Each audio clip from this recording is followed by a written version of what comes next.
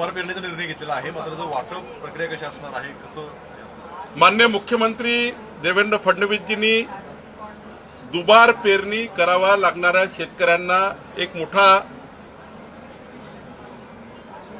Relief दिलेला आहे की शेतकऱ्यांना कुठल्याही कारणाने दुबार पेरणी करावी लागली. कधी एखाद्या कृषी केंद्रामध्ये असलेल्या कंपन्यांनी फसवलं, त्यांनी बोगस बियाणं दिली, किंवा एखाद्या वेळी बी बियाणं पेरल्याबरोबर नैसर्गिक आपत्ती आली.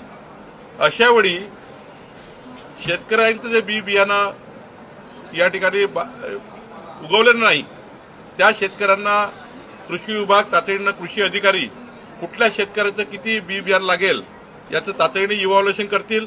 तातडीनं त्याचं पूर्ण रेकॉर्ड कलेक्टरकडे पाठवतील.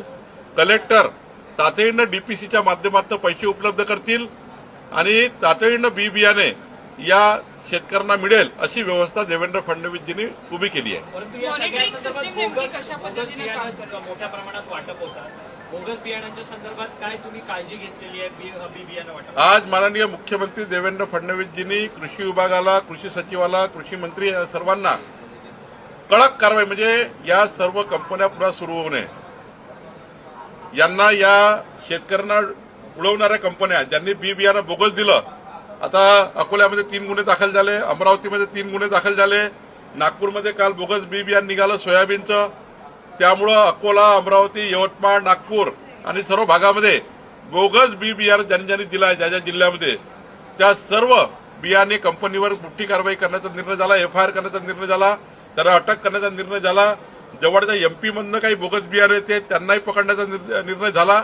आणि एवढंच नाही, यानंतर कुणी शेतकऱ्याला फसवणार नाही याकरता मोठी कारवाई करण्यात आली.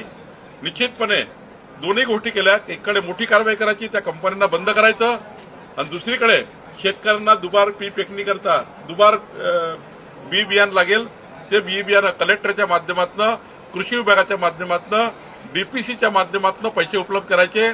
शेतकऱ्याला दुबार पेरणी करता तो बी बियाणं विकत घेणार नाही, तर सरकार त्यांना डीपीसीच्या माध्यमातून बी बियाणं देईल.